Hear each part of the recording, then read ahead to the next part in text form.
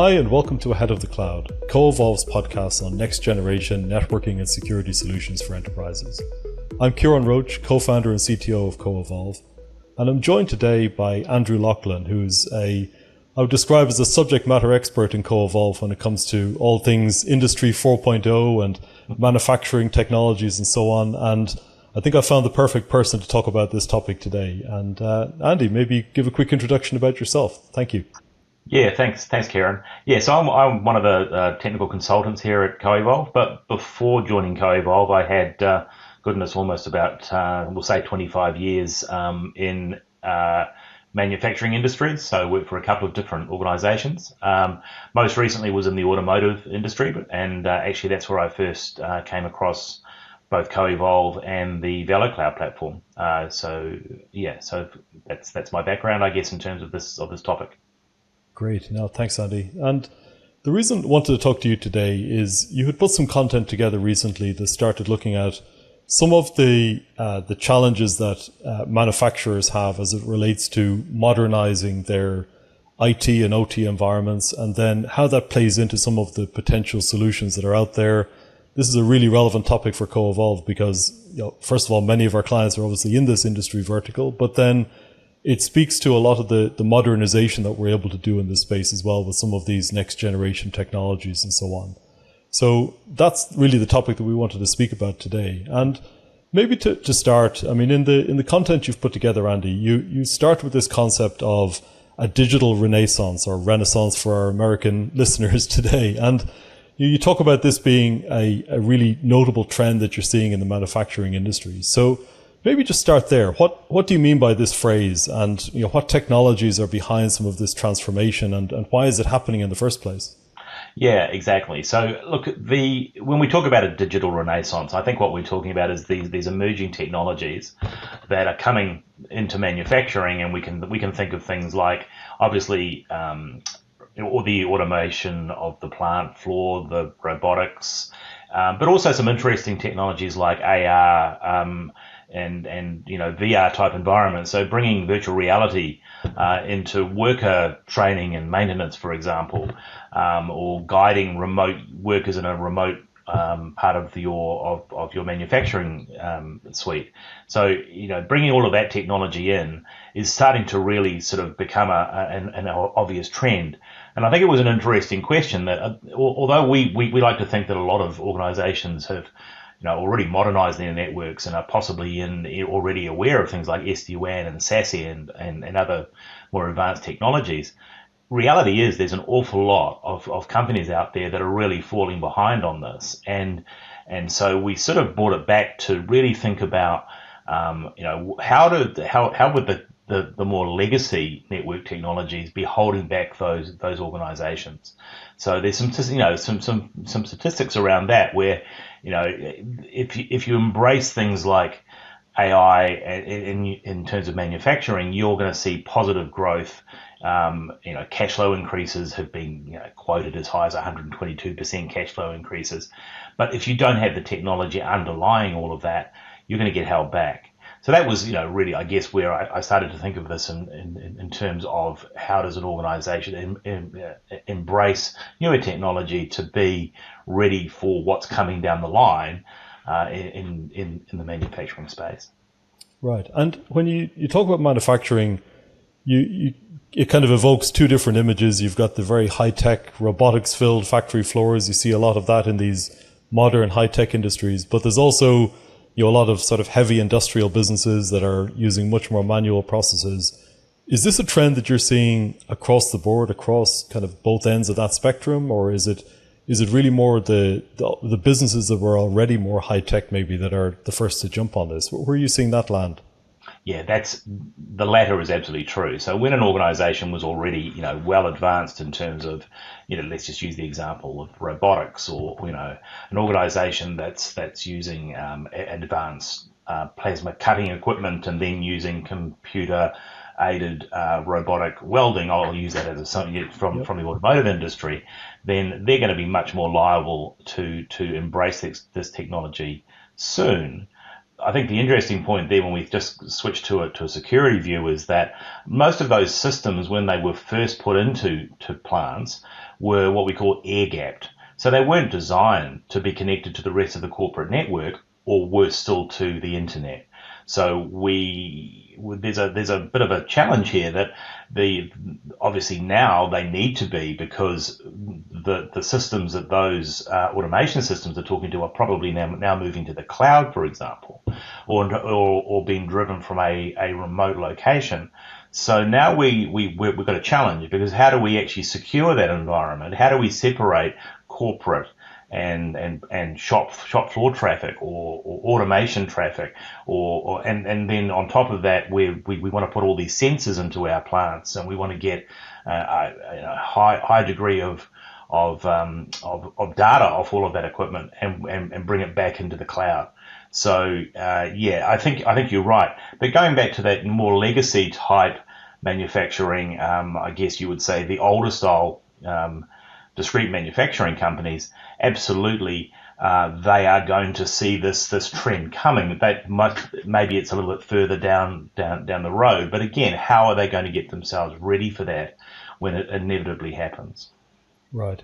And I've certainly been involved in some conversations with prospects and existing clients that are definitely in that end of the spectrum, where they have a more legacy manufacturing process in place. And it almost feels like the risk of some of these emerging technologies is greater in those environments if they're not taking the right precautions. These are not necessarily very digitized processes already, and you've got vendors coming in promising all sorts of cloud analytics and benefits that appeal at a strategic level, but the reality is there's a huge gap there between the promise of all of that and then what they're actually ready for in terms of that digital foundation and getting the infrastructure to a place where you can securely do that. So that's a lot of our conversations, I think, revolve around that. How do you bring the underlying infrastructure to a state where it's actually safe to now enable it for some of these more interesting strategic initiatives over the top?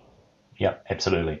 I mean, just as an interesting example, is that most of those initiatives, of course, are being driven by the operations side of the businesses.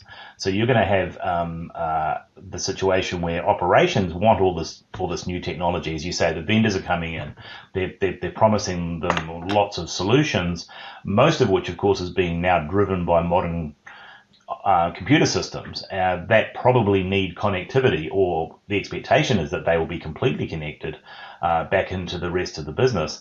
One of the challenges is actually IT and infrastructure in particular being part of that conversation early enough in the planning that they know that this is actually emerging, because quite often I saw where that sort of plant and equipment literally arrived, and then IT were required to connect it in some way with no pre-planning, and they simply weren't ready. So I think what coming back to the sort of solutions that Coevolve brings is that we can at least get technology into the enterprise which is flexible and expandable and let's say dynamic enough that when IT is maybe playing catch up a little bit, it's at least there is a solution there, and I think that's what we mean by is your organization ready for this transformation which is coming? Yes, no, I think that's a really good point.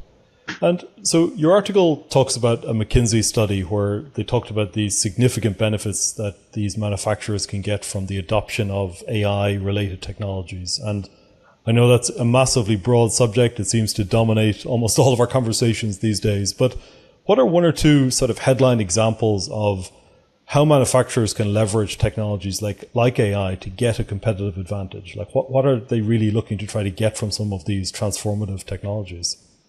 Well, I guess the more information, first of all, that you can capture off all those myriads of sensors, and you can start to use AI definitely in the maintenance and preventative maintenance parts of the business. That's an obvious benefit. So, reduce downtime, plan better for planned maintenance, all of those sorts of scenarios. That's obvious. I think scheduling, planning, running AI back through what were conventional ERP planning algorithms, but bringing AI into that. So we're actually starting to schedule much more dynamically from from the order side of the business back into the manufacturing side of the business. I think that's where the obvious cost benefits. But to be honest, Ciaran, I think there's going to be areas that we haven't even thought of where AI and some of this other emerging technology is going to bring benefits to the businesses. Right. Again, the challenge is how do we get ready for that? Massive amount of data, let's say, that now has to go from location to data center or location to location.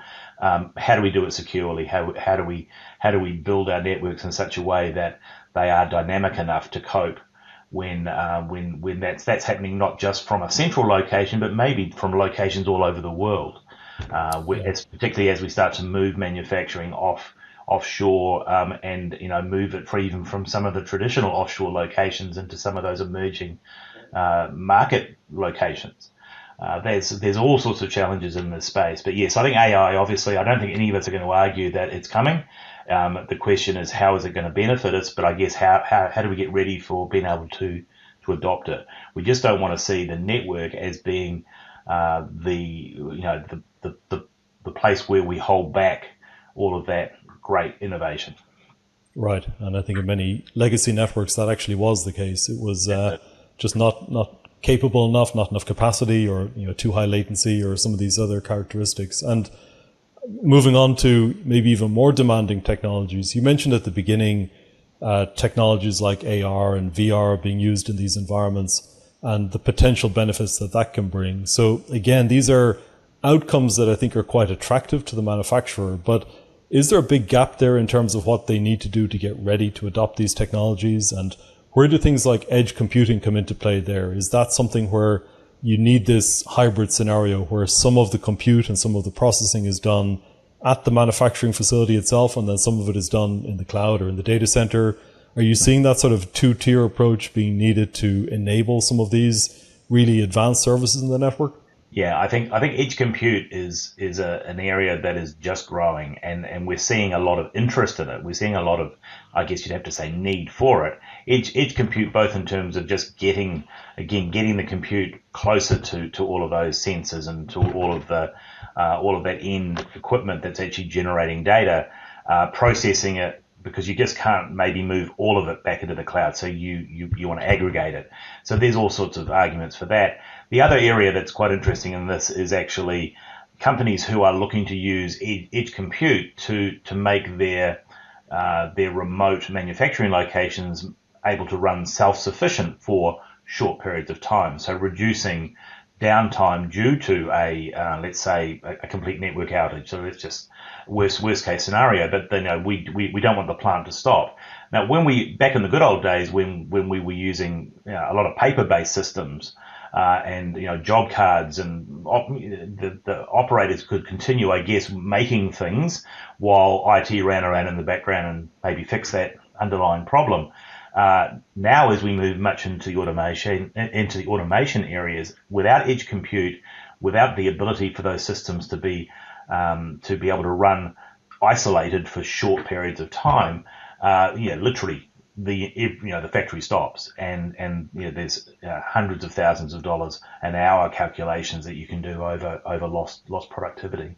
Yeah, it's fascinating. I was actually at a client last week, a manufacturing client, and they have an active project at the moment looking at exactly that, where they have invested so much in automation and such a dependence on this connectivity and all of the systems around it that they are now concerned that if there's a gap there, if connectivity goes down or the site becomes isolated, how can they use technologies like edge compute to be able to buy themselves that time? It's like edge compute as an insurance policy almost, where they may never actually use it in practice, but they can't afford the risk of not having it there. So you're right. It's creating some of these interesting scenarios that they're almost replicating some of the uptime and availability that they did have in the old paper-based systems, which it's funny to see the industry going full circle like that. I think everything goes in a circle, Ciaran. So again, I think where we come into that is how do we manage edge compute? Because if you take this to the nth degree, you're talking now about moving hundreds or even thousands of workloads out to the edge. So we need a software-defined approach in order to be able to just manage all of that. And so obviously technology such as now the new Veco SD-WAN, including edge compute coming from VMware, is the sort of solution I think that companies are going to need, just purely just to manage it. Right. And I guess there's a challenge there for the enterprise, even managing the hardware involved in doing that. And I guess these are pretty harsh environments sometimes. They don't necessarily have the sterile conditions to put traditional server type equipment in there. So I think that's driving some innovation in that space as well, to start looking at more ruggedized or more protected type equipment like that, so you can put it out there into an environment that maybe has a lot of vibration and noise and dust and so on, like a manufacturing floor. That's again all part of the innovation that's happening in that space from what we've seen. Yeah, absolutely. Right. Yeah. Okay. And so flipping around to the other end of this, then, to start looking at the people side of it. So when we start looking at enterprises and manufacturers that are looking to adopt some of these Industry 4.0 principles, a huge part of that is around empowering the workforce. And it's not just all about technology for technology's sake, but actually the workforce element is a big part of this. So what maybe are some practical examples we're seeing here? Like, what are manufacturers doing in terms of digital tools to drive productivity or to improve the successful outcomes that they're trying to achieve in a particular production process, when you particularly looking at the people side of this? What sort of examples are you seeing there? Yeah, so I think you're absolutely right. I mean, Industry 4.0 has this very important pillar about workforce engagement, and so it's about bringing the applications and in many cases now the SaaS applications to the shop floor type workers, but also the operations staff that are managing them, and all the way through. But basically, they need access to real-time analytics to ensure they can do their jobs properly. They need access to the same tools. They need to be connected into the rest of the enterprise, maybe in ways that previously they didn't need to be. And so, how do we bring all of that technology again? It's driving it down into parts of the business where traditionally we didn't believe that we needed those sort of workers to be, I guess you'd say, digitally connected. But now we do need them to be digitally connected, but we need to do it safely. And then that brings in the whole area of cyber, and how do we secure that? How do we make sure that the employees have the tools they need, but they are not exposed to unnecessary risks? So there's a bit of a balancing act there as well. Go back to the example of somebody who just worked on a paper-based system, working night shift, now needs access to just simple technology like chat and email and scheduling systems and maybe even connections back into the ERP systems. How do we manage that? How do we control that? How do we train the staff to be much more productive on those digital tools? Right. And are you seeing that in a variety of form factors? Is this driving things like tablets and phones and so on being used in the factory floor in a way that probably you were never allowed to have devices like that in these environments in the past? Is that starting to drive a change there as well? Absolutely. That's a really interesting point, that now, more and more we use tablets on the shop floor, which are really fully powerful computers. As we know, a tablet now has a lot more power than the PC did a couple of years ago. So we're really putting those tools into the hands of the workers, and connecting them even simplistically back into the core systems and maybe even the internet for various reasons. They may need to access the information that's maybe coming off those SaaS applications.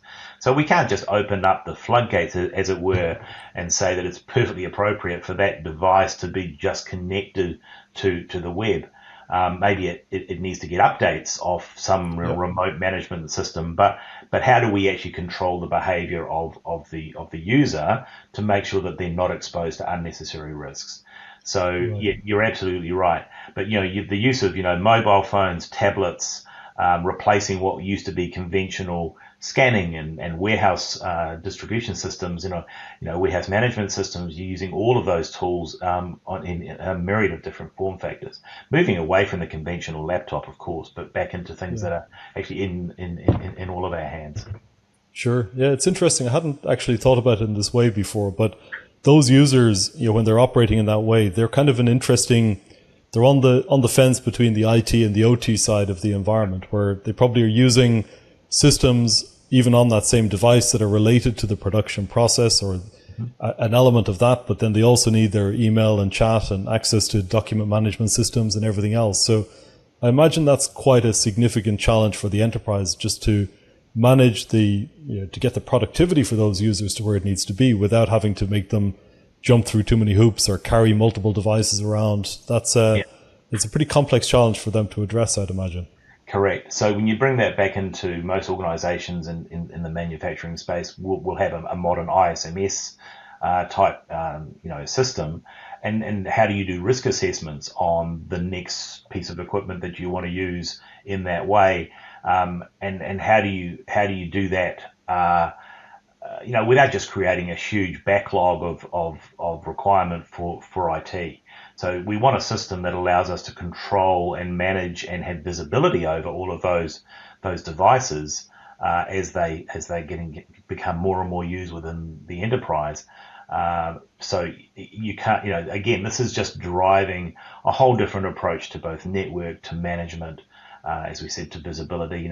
We can get into technology here, like the E&I user experience comes now down onto what's happening on the shop floor. It's not just an office-bound worker that we now have to care about having reliable, good user experience end to end. It's actually everybody. And just coming back to the point that you made about this crossover between IT and OT is absolutely correct. That those systems that we're talking about need to talk into both parts of the business. So again, it isn't appropriate anymore just to air gap, to use that expression again, but just to air gap these systems from each other. They need to talk to each other. We need to integrate them, and that's a huge challenge. And again, how do we do that safely, and in such a way that we have visibility without, as we kept saying, opening the floodgates, just connecting for the sake of connection. I think that's an absolute challenge, and I really do feel for a network infrastructure person working in many of these businesses that it must be like a steamroller coming behind them, that they are really just trying to keep ahead. But the operations side, that's what's driving it. We understand that. And how does IT, without just being the brakes all the time, how does IT manage that? And I guess coming back to where we can help is we've got experience in this. We can certainly help at the network level and at the tools, the software defined tools, to give them hopefully ways that they can manage all of that different technology securely. Yeah, that's a good segue to where I wanted to go next, because there's obviously a lot of legacy network infrastructure out there in these environments, and we've talked about this whole need to modernize that digital foundation. And obviously, Coevolve is almost synonymous with these next generation technology solutions and SD-WAN and SASE and so on. But what are the sort of practical issues that these manufacturers are facing with the legacy networks? And why is that not good enough anymore to address some of these challenges that the legacy infrastructure it was good enough 5 years ago, 10 years ago? What's changed that's now really preventing that legacy approach from working well for these manufacturers? And what are they hoping to get by moving to some of these modern technologies like SD-WAN? Yeah, I think what we're seeing is a real shift where there's a technology shift within the whole enterprise, and that's got to go across all locations. And I think if you go back a reasonable distance in time, you can say that your smaller locations, and I guess often they could be little shops that are making components being fed back into a larger mother plant. They could run somewhat legacy. They could be, in many cases, hardly connected back into the enterprise at all. Now suddenly they need to be. So you have that sort of, you sort of get into that scenario of your weakest point of entry in from, we talk about security for a minute, those smaller locations, which could have come around through, they could be part of the organization purely by being acquired and needing to be merged into the rest of the business. I think what I've spoken to a lot of, IT managers in this space, and what they are challenged with is now actually how do they put all of that smart technology down into those small locations or those very remote locations. Now, we could be talking about a plant in Vietnam who's manufacturing components and shipping them into a mother plant in Thailand, for example. So how do we do that when we've probably got got less technology, less sophistication in terms of just simple network infrastructure? So that's, I think, one of the changes is that it is no longer something that is isolated to large locations. It probably goes across all locations.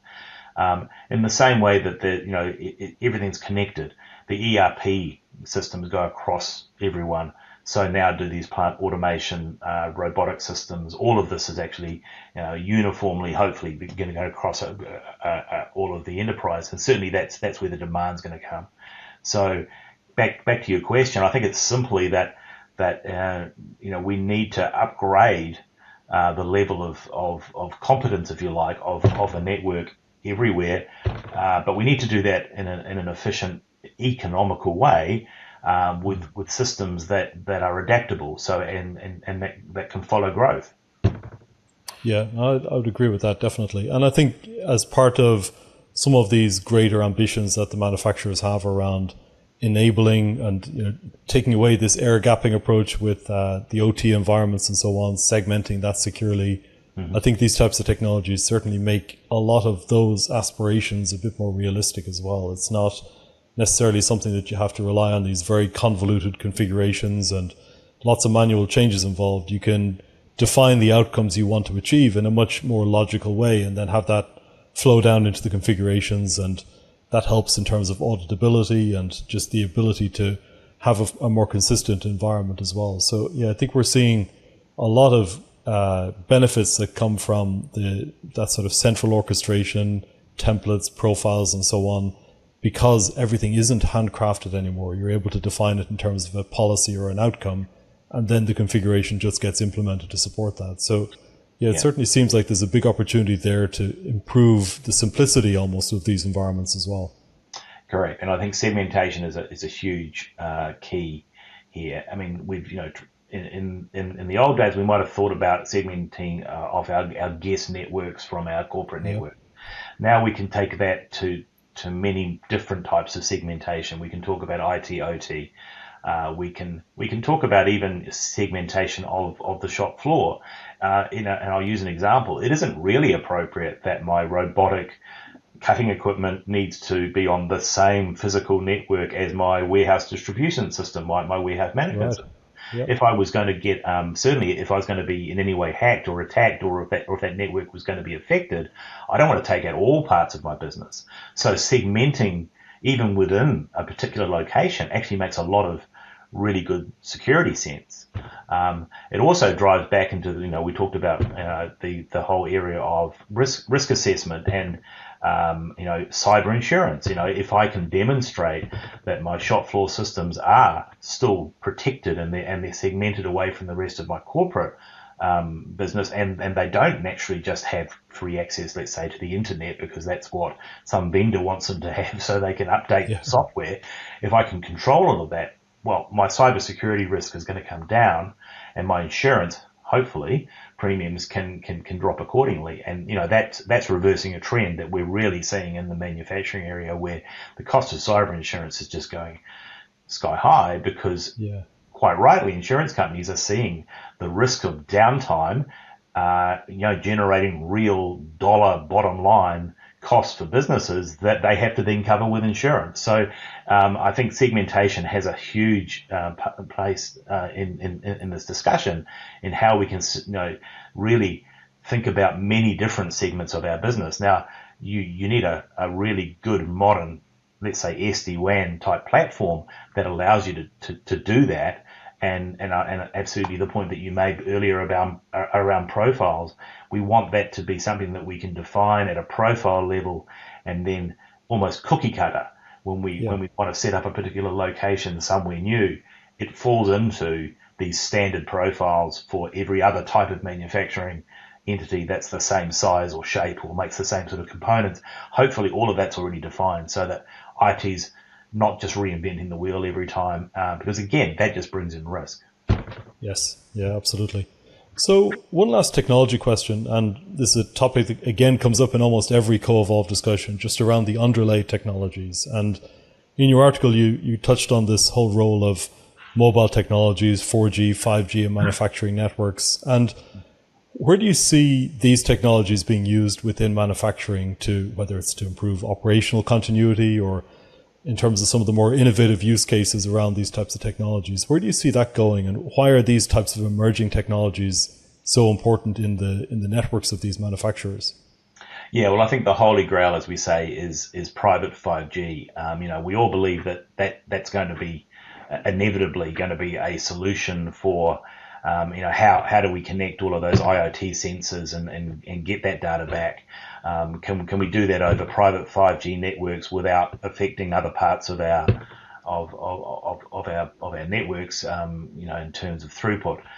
So I think private 5G is coming, but even just publicly available 4G being used as a secondary technology to protect against landline outages. So I can add that very easily now. It's cost effective. I can use it both for redundancy. I can also use it to connect locations more securely that are quite remote. And a lot of our manufacturing companies here in Australia are running in quite remote locations, that don't have great core connectivity options available to them. So definitely 4G, 5G, and 5G, sorry, and even now the likes of Starlink. So satellite technology coming into play here, probably more again as a secondary redundancy type technology, right. But being able to combine that and use it dynamically with other forms of wireless technology can allow me to set up. I'll use an example. Maybe I need to have a warehouse located close to my customer. My customer might be in, I'll say, remote. It could be a mining type company that I'm actually manufacturing product for. So I want to be able to warehouse product close to the customer.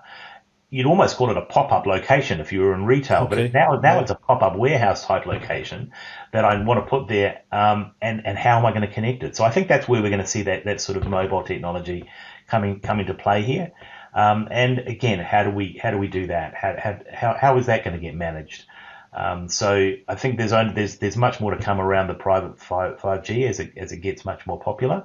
But we're certainly seeing satellite and 4G, public 4G as being technologies that our customers are using now. Right. And again, SD-WAN is such a good use case for that type of technology. You can bond it together so effectively. So yeah, we're definitely seeing that type of just much more reliable underlay coming from as you said, the mix of these technologies put together. So yeah, that's definitely a good outcome that could be achieved. Yeah. So yeah, go ahead. Yeah. I was just going to say, Coevolve, of course, have been already working in this. This is not a new area for us. Maybe it is bringing it to some of our manufacturing customers, but this is technology that we've been using for many years in other customer use cases. So we know already that the SD-WAN platform is really great at combining those different levels of technology in such a way that they really are delivering fully, and so now we're bringing that to the new use cases that are coming out of the manufacturing industry, but we're not reinventing the wheel. Right. No, I think that's particularly important. Yeah, it's got to have an efficient way of doing this at the end of the day. So, I mean, that's pretty much it from my perspective, Andy, and you've provided a huge amount of insights here. I mean, to wrap up, if you're a manufacturer that's interested in all the promise of these, the digital renaissance that we've talked about and all of the great outcomes they can achieve, what's the one bit of advice that you'd give that type of business to ensure that their network and security platform is ready for this? Where should they start with this? it's absolutely all about planning and really sitting down and designing a modern network that fits your business, and talking to somebody who hopefully has done all this before, and that's where a Coevolve fits in. And as you know, we've really made a commitment to having some people inside the organization that have come out of manufacturing, not just myself, but there are several others that have come out of this space. So I think where a company needs to sit down and talk to people who have been through this, who understand the challenges, and it's just all about planning and design, and then get started. Start soon. It's no longer something that you can wait for it to have happened. You need to be ahead of the game, and we obviously will always suggest the SD-WAN platform as solving all of these problems. But definitely, if you're sitting on legacy MPLS technology and you don't have the right sort of just bandwidth and location level support, this is the time to start thinking about it. So absolutely pick up the phone, as we used to say in the old days. I guess drop the chat email and reach out for advice. All right. No, I totally agree with that. Well, Andy, thank you so much. You've shared just incredibly valuable information here, and hopefully our listeners found it relevant. And really appreciate you taking the time to join us today. So yeah, thank you. Oh, thank you. It's been fun.